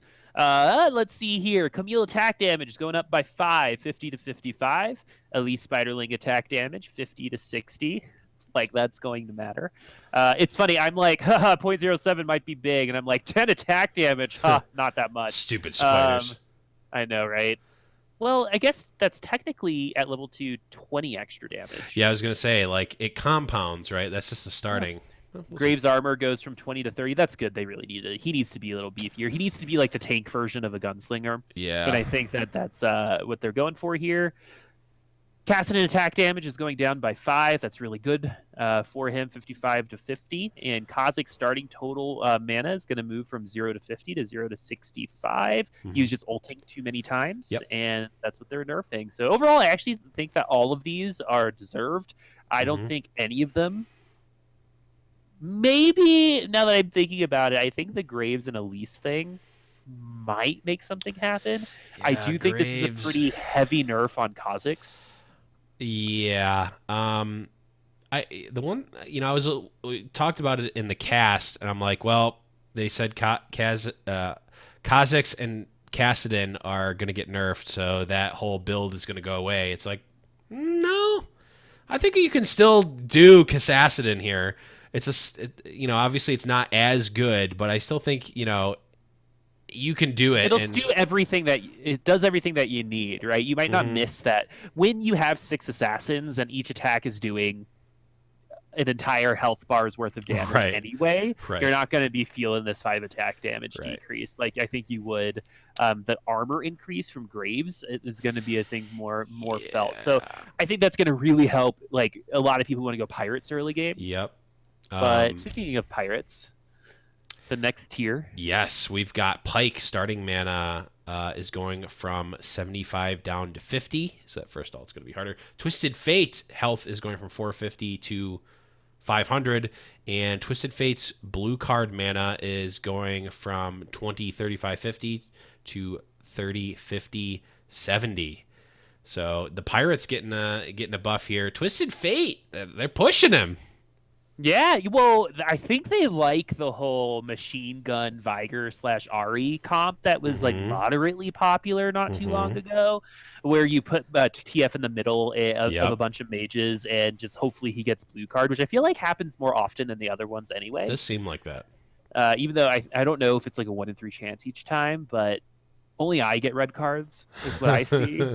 But the health increase will be good early game too. 50 HP is nothing to scoff at. It might feel like it, but I mean, it's an extra attack from Caston now. You take those. Yeah, exactly. And the blue card mana increase is going to guarantee that if he gets a blue card, your sorcerers are probably going to ult twice. Mm-hmm. And that's really big for ASOL. And like the idea here is, I think that in sorcerer comps, they want all the sorcerers to kind of be able to fit in. A lot of people just dropped TF from those sorcerer comps because he doesn't add anything outside of that mana. Now, like, he gives so much mana, it might be worth it.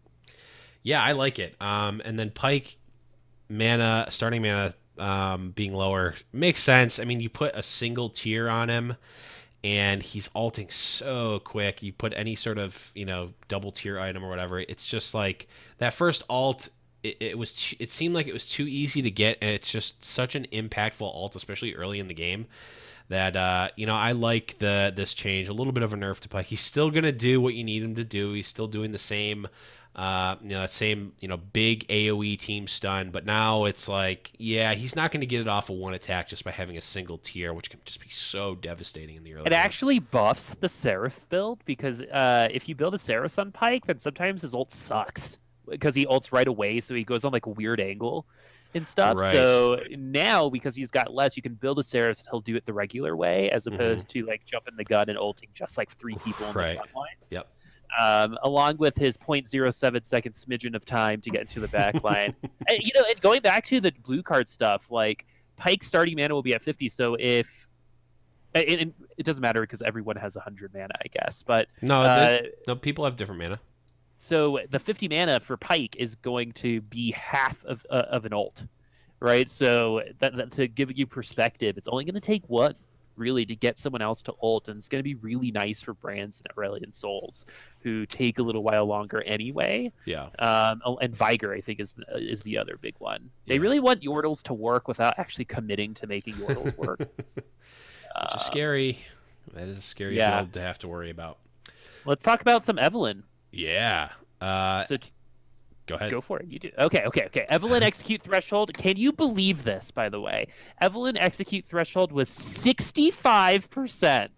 It doesn't really feel like an execute. That's still a going passing down to grade. 50. Like, come on, guys. Come on. Evelyn execute multiplier. I actually don't know what this means. I was really hoping that you knew what it meant, because I have no idea what it going means. into 3, 4, 5. I think it's based off of how much health is missing. How much damage it does. Maybe. I don't know. We'll let the wizards at the community. We'll let Wizards of the Coast tell us. Mark Rosewater. 65% was the execute threshold, though. Like, that's insane. Yeah, this feels like it just went to what it should have been the whole time. Yeah, like 50% feels like, hey, we're gonna put execute in this title. That's an execute, right? You get dropped below. You get dropped below half health, you can get executed. No. Let's go ahead and just make it almost. He doesn't even have to do any damage to you, really. 65%. I can't believe that. Yeah, I mean, 65%. That's a passing grade. In some districts. True. In some. Yeah. Big and mighty. And then Katarina mana is 0 to 100 to 0 to 85. I feel like she only gets like 1 mana in auto attack anyway. So what I think this will do, though, is get some people to start building items on her, which is, I think, what they want to move her towards. Because Katarina in like the lore is like a badass, so we'll hopefully see her be that instead of like the meme, like along with Misfortune, right? Maybe we'll actually see something happen. But I still think that she needs a little help.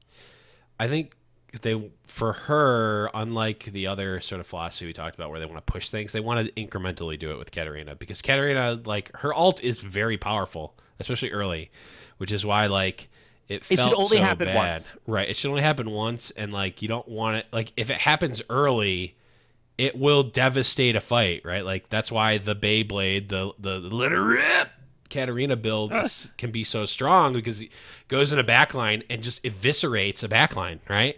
And you don't necessarily want that happening, especially without items, especially without any sort of investment. So I think 85 makes sense. It seems like that it will go from her getting 0 alts or like zero point 0.2 of an alt to like maybe her getting an average of like 0.5 of an alt, which I mean, I that sounds like a joke, but I think that's actually good, right? Like that's gonna get canceled from CC anyway. But exactly, or she's gonna die because she's got such a low health pool. Like without any sort of investment, you're gonna go from maybe like 0.2 of an alt to 0.5 of an alt. I think on average, and if you ever get the full alt, like that's huge. Like you win that round, especially early in the game. So yeah, I like and it. all of the other Imperials are solid. So I think this is just kind of like bringing her into the rest.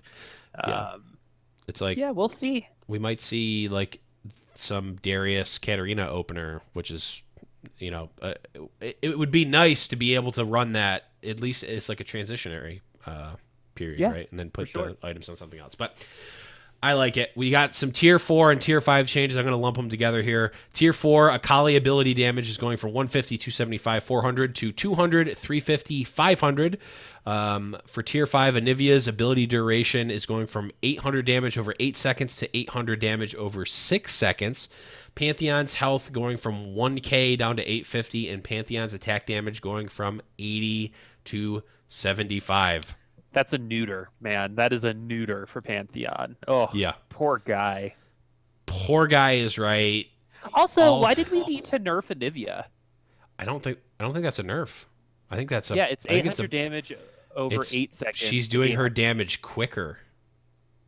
Oh, I see what it's saying. It's going to rack up to 800 in 6 seconds instead of 8 seconds, and then she can cast again, I think. I read that as 800 damage over an 8-second long ult, and they're nerfing the duration of her ult, which I guess they are. So it's a burf. Well, she can ult again, right? Just let me be right. I think so, right? Yeah, she can ult again. So that's good. So this is a buff. You're right.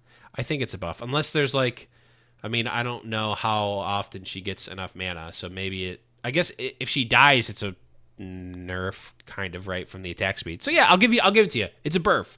Technically, I think on the overall it's a buff, but that's not what a buff is. A buff is a strict buff. If it has any sort of downside whatsoever, that's a burf. And this is by my technical decree as one of the commissioners of burfing. Yeah. So I think like what this does too is it allows her to move her ultimate now instead of just like committing to the one, because sometimes an Anivia ults and everyone just walks away. Yeah. Right. Kind of like Misfortune.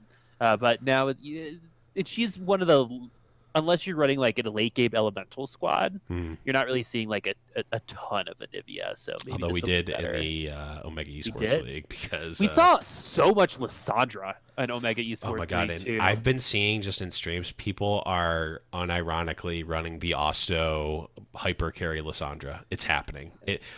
The nightmare has come true, and Osto's video has infected the general population, and now everyone's running the. Regardless if they've seen it or not. It doesn't matter if they've seen it or not. It's just infected the population. It's the social zeitgeist of TFT, but just for Lissandra. No other characters, just for Lissandra. Just Lissandra. All right, let's talk about some items. You ready? Well, hold on. One last thing. Akali getting another.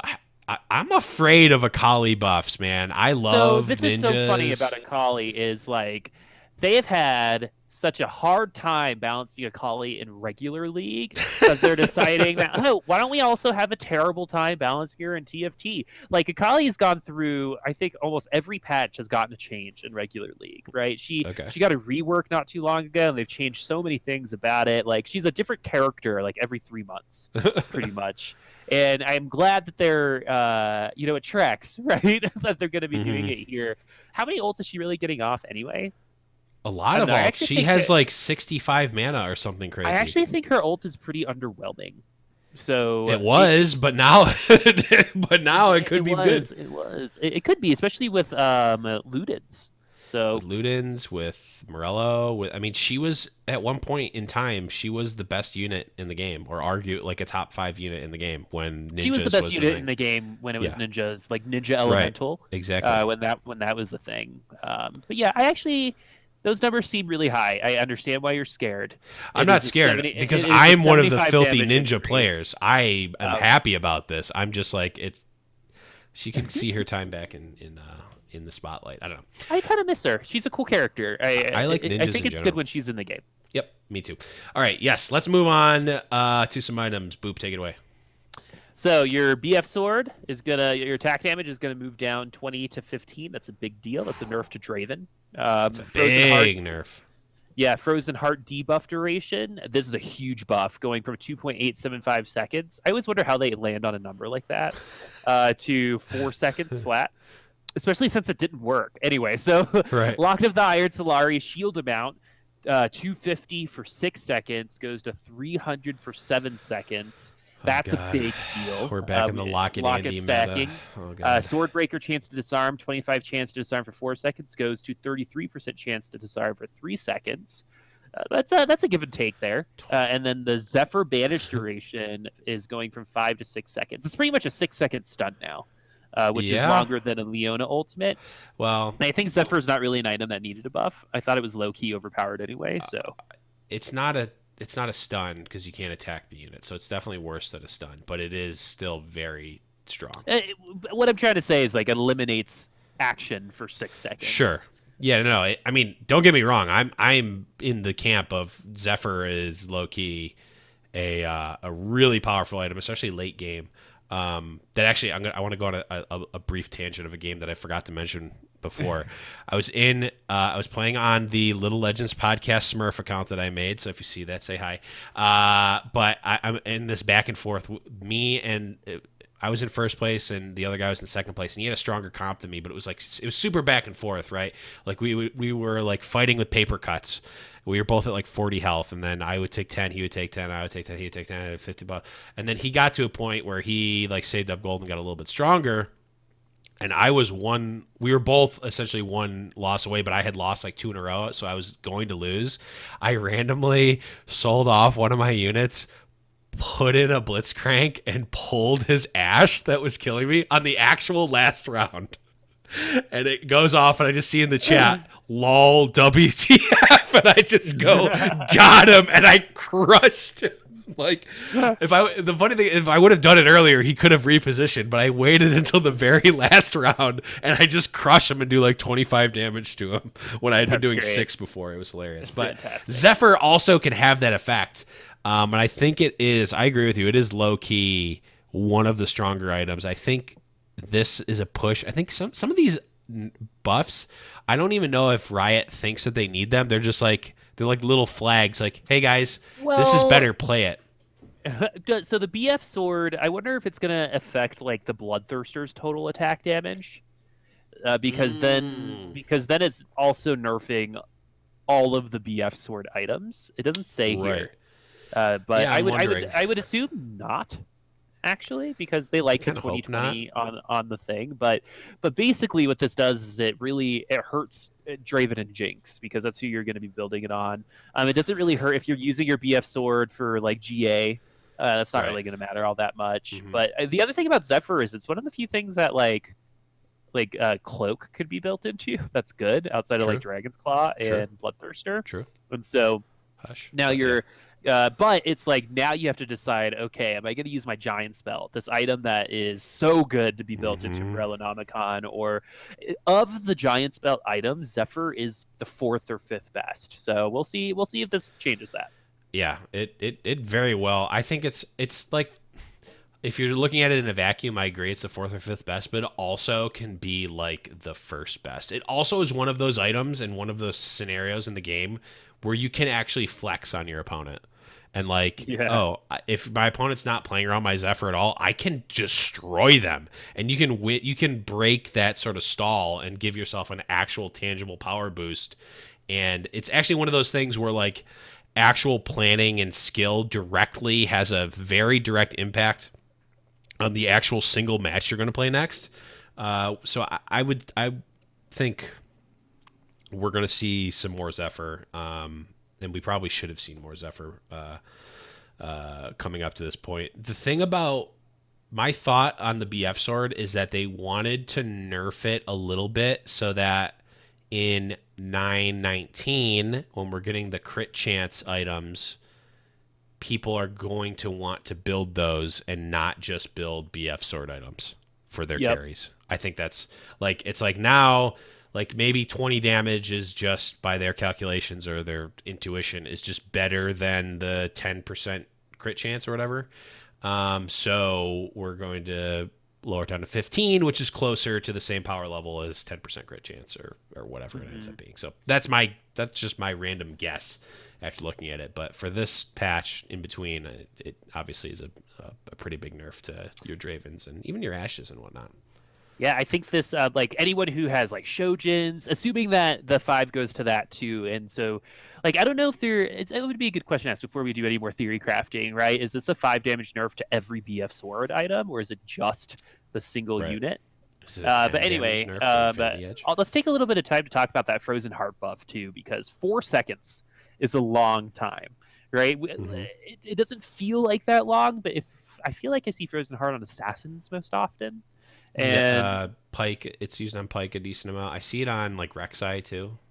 Yeah, and so I think basically it's just an item that no one really builds unless, oh man, I'm about to die. I have this cloak and tier. Tier and chain vest. Oh, tier and chain vest. Cloak and tier is Hush. Yep. And so it's the tier items that always get me, man. Yep. They're very uncommon these days.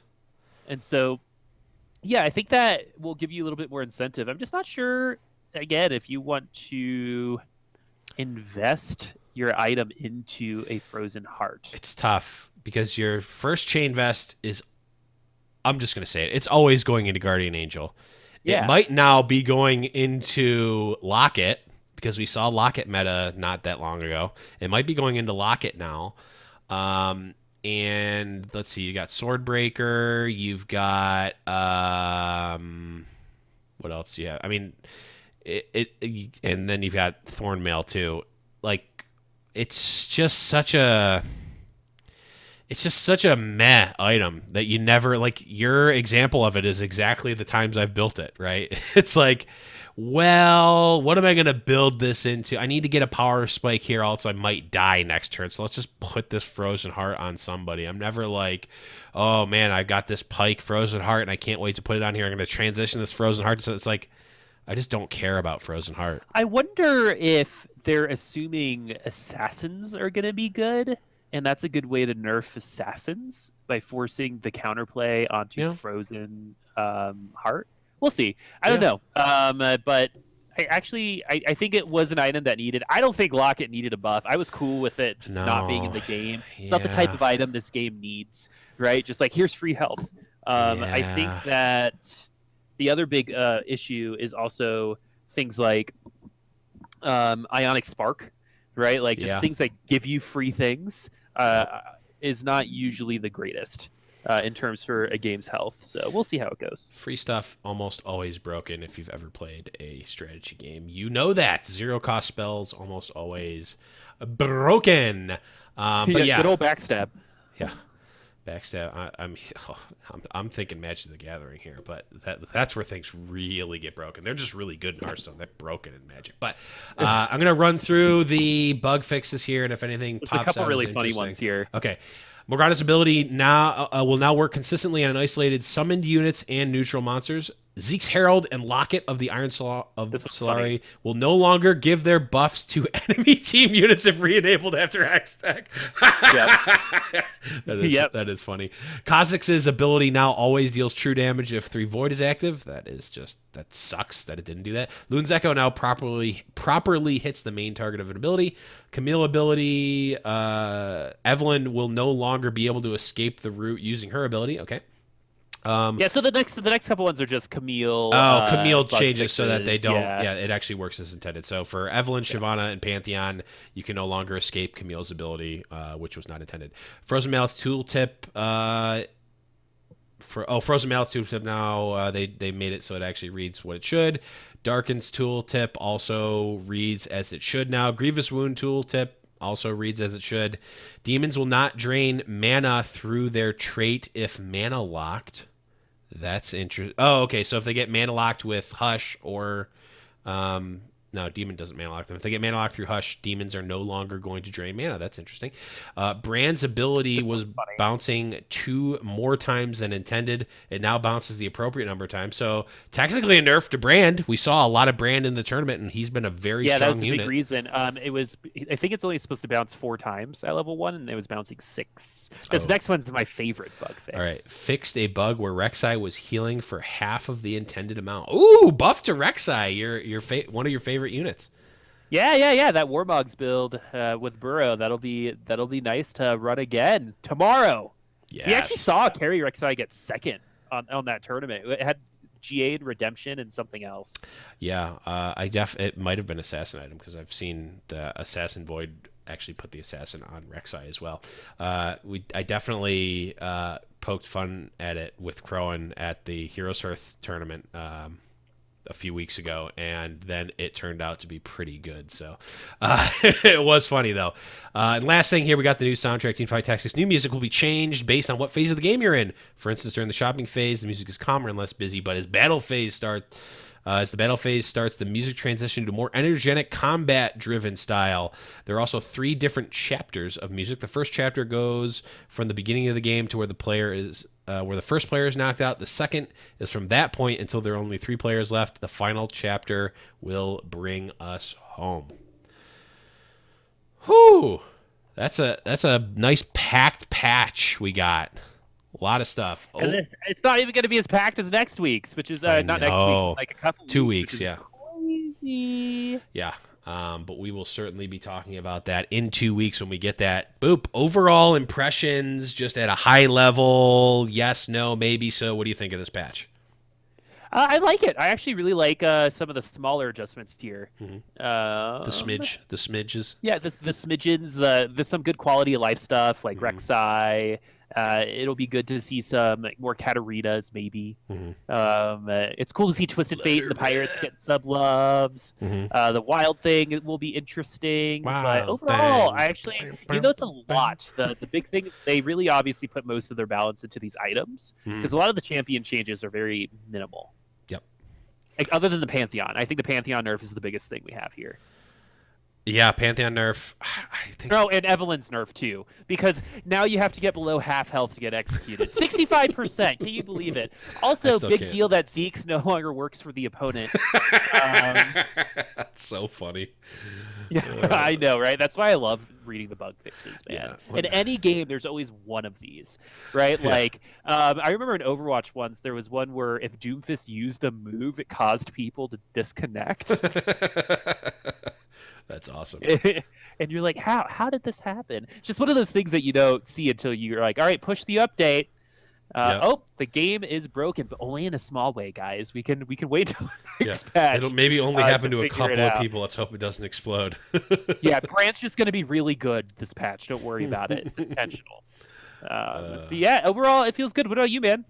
I like it. I think Graves is low-key been one of my favorite units. Him getting that armor buff, I think that's actually pretty impactful. I think we're going to see a lot more Graves, just in general. Maybe especially some more early gunslingers. game. Yep, Gunslinger is one of my favorite builds as well. Twisted Fate, another unit. It goes in that Pirates build, which I like. You know what that Graves change reminds me of? Before we get too far ahead, the Morgana change from last patch. Yes. And that actually, I could tell that's different. So this should be pretty impactful in that way because they moved Morgana so she could frontline. So I think that's what Graves is doing now. So I think you're right. I think that is going to be a big deal.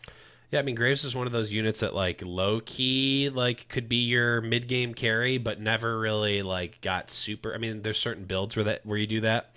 But, like, it was always, like, yeah, I could put the red buff and the RFCs on him, but he just dies if he doesn't have the RFCs and he's not behind the front line. Now he can kind of be a front line at least, which is pretty strong. But yeah, overall, I like it. I'm actually really in favor of the new item distribution.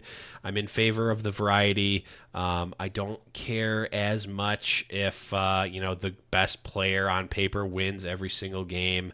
I'm just kind of over that phase for me. I mean, obviously, losing games where you think you should win stinks, but I think at least at my level and at a lot of at the level that a lot of people are at, that's less the case. I think where that really comes up and where it really should be kind of looked at is like when you're at the highest level of play and one person just has a distinct advantage and they just win every time that happens. I don't think we're seeing that at the lower levels of play. So overall, I'm in favor. I'm super excited for the next patch as well, but this one's going to be super, super fun to play in. But that's going to bring us to the wrap of the show where we will talk about some of the builds that you guys sent us in the Post Your Comp text channel in the Discord. Again, discord.me/Little Legends Podcast. You can go there, post your first place comps, and we will talk about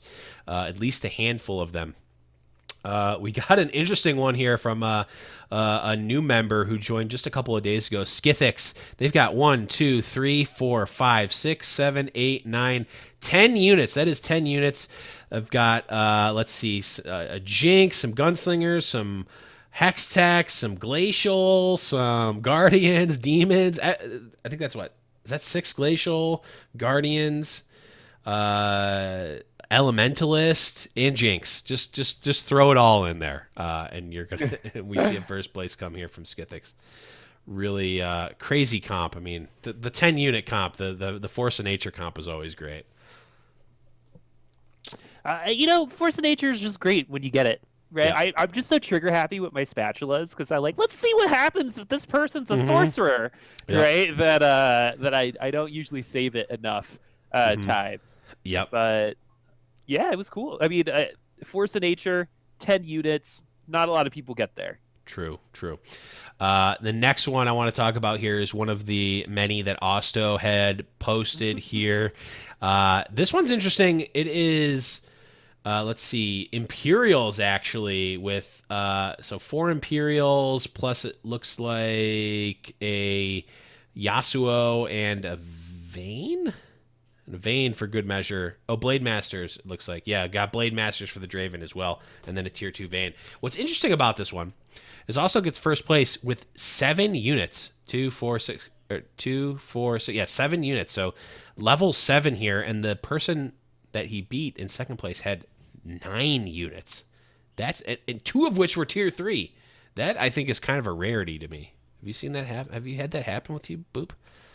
Not that often, actually. No, I don't know how many games I've ever won at level 7. Maybe like if I'm doing like an all-in. It must comp. have been like one of those games where like everyone was beating each other.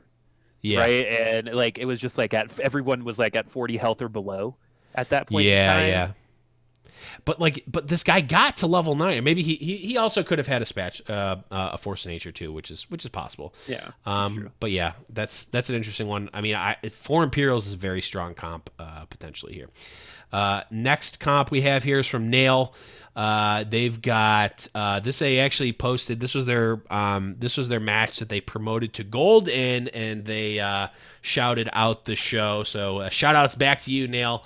Thanked us, or maybe not us specifically, but thanked the community for opening their eyes to this build. Good old Evelyn comp. Got some dragons here with Aurelion Soul, Pantheon, demons with Morgana, knights, guardians, and looks like a Karthus here. No other phantom, but just a really interesting sorcerers there with a Lulu too. So really strong, kind of that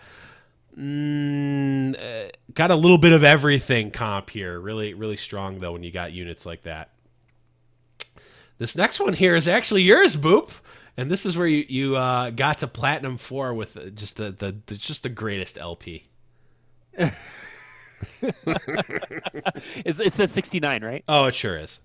Okay, cool. Just making sure. I'm in Plat 3 now, just so everyone knows. That's true. No longer in Plat 4. Plat chat represent.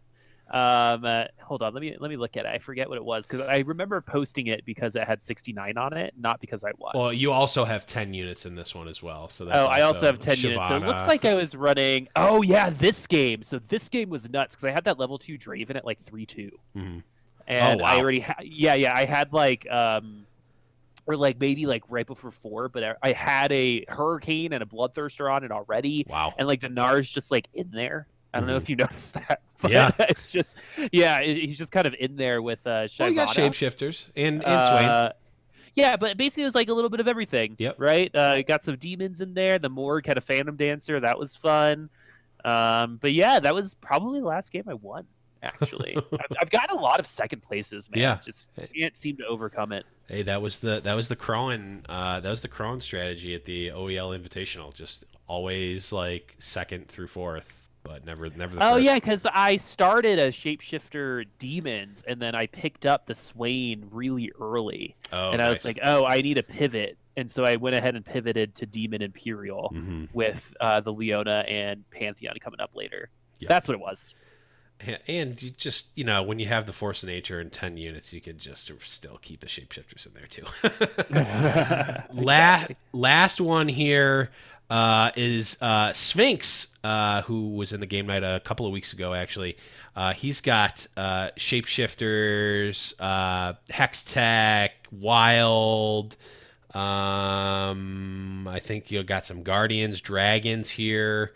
Looking like a strong finish here for Sphinx, and then notably here, and I don't know if this is the real Becca, but Becca Tilts was second place in that game. I know that Sphinx is up there. Like last I saw, he was pushing He was into diamond, Masters. he was diamond to like 199 LP, right? Yeah, he was. So he was pushing into Masters, Grandmasters. So very well could be the real Becca. So I like in seventh place that guy's name is Domblelift. There's a very well-known League of Legends player called Double Lift. yeah.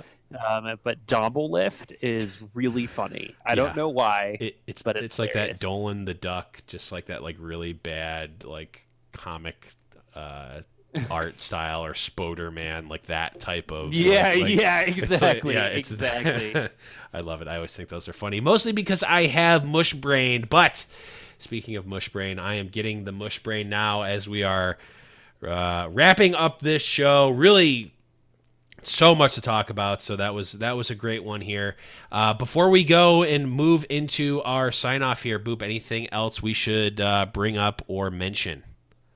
Let's redo our thing. So last week, I think we said that I was going to work on not spending money during my games, and it really helped. I did gain some LP, and until I was like, you know what, I think the Void Assassin high roll strategy is super fun, and so I started doing that, and actually did pretty successful with that.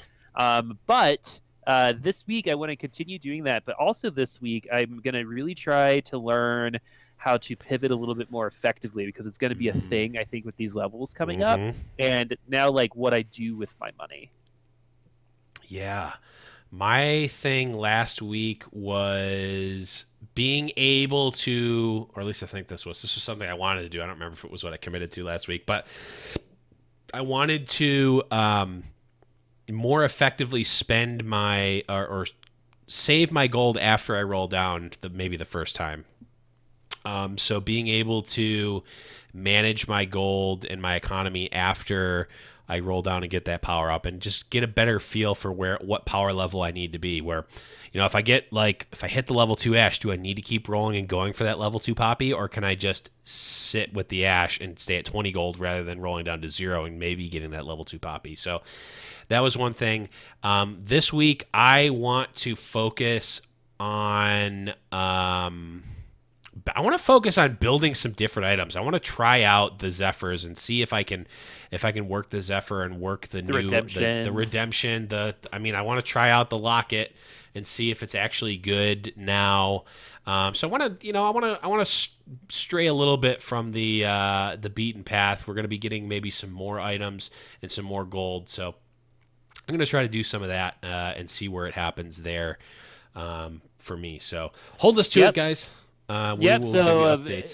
In summary, I'm going to try to learn how to effectively spend my gold better, and you're going to take the bumpers off and try some new things, like not just go GA Morello's every single game. Let's get used to these new items, because with the these changed items, because when the new items come in, all bets are off. I want to be used to using those new ones. E items, traditional items. Yeah. Cool, man. But yeah, so that's what I'm going to be working on today. In terms of important things, I think we need to support everyone who is doing TFT competitively. If we want the scene to grow, we have to support them too. So that's me and Blev, not just listening to the podcast, but also going in and watching the Omega Esports Invitational, watching Twitch Rivals, watching Heroes Hearth when it goes down. Because if the community isn't driven that way, it never will be. So if you're listening and you want this to grow, find those tournaments, enter those tournaments, and feel free to join any and all of the communities. I don't know many gaming communities that are going to tell you no, you can't come and support. And if they do, then you shouldn't be a part of them anyway. And you can go ahead and just join ours, because ours is pretty awesome. And it's all about helping this grow. And it's on its way. There's a little bit of a stall just because all games stall out at this point. But I still think that it's got some good health to it. The devs, I think, are looking at it. And it's up to us, to the fans and the consumers, to really push this into that next level that we all want. And that's by supporting content creators and tournaments and the producers and potential casters and, you know, and the whole smorgasbord of TFT and its community. Yeah, we are but merely a smidgen of the community here. Maybe a little more than a smidgen. But we are carving our niche here, and we would love to have you, and we'd love to have more people. So, guys, thank you so much for listening. Make sure, you guys, the number one place to get a hold of us is going to be at discord.me/Little Legends Podcast. Also, remember, go find Prediction Esports. Again, we are going to be making the we are officially going to be on board with them starting next week. So go search for Prediction Esports. That's with 2 E's on your podcast feed, and subscribe to that feed, and check out some of the other esports as well. You know, Boop and I come from Overwatch, and we're also avid fans of other esports, and Prediction is going to be your source for a whole bevy of different esports shows, and they're adding more as we speak. But guys, that's going to be it. Thank you all for watching. We will talk to you guys next week about our experiences with 9.18 and getting ready for the big one, 9.19. But until then, we'll see you guys. Bye.